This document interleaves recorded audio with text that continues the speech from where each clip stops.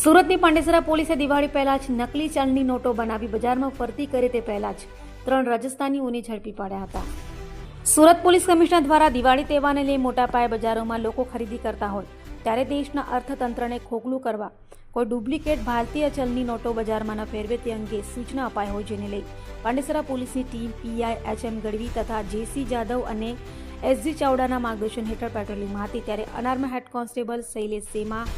અને ભરત પાચાની મળેલી બાતમીના આધારે Pandesara Gujarat housing board jewellery બજાર 4 રસ્તા પાસે આવેલ હરિઓમ નગર સોસાયટીના પ્લોટ નંબર 17 અને 18ના બીજા મળે આવેલા મકાનમાં દરોડા પડ્યા હતા, જેથી 3 રાજસ્થાનીઓ મૂળારામ મોતીરામ પ્રજાપતિ, દિનેશ છોગારામ પ્રજાપતિ અને નારાયણ છોગારામ પ્રજાપતિને ઝડપી પડ્યા હતા. તો આરોપીઓ પાસેથી 500ના દરની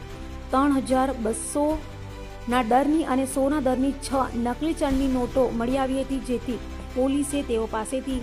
નકલી નોટો સાથે મોબાઈલ ફોન, પ્રિન્ટર, કાગળ, રીમ, સ્કેલ સહિત 40,000ની મત્તા કબજે કરી ત્રણેય વિરુદ્ધ કાયદેસરની કાર્યવાહી હાથ ધરી હતી.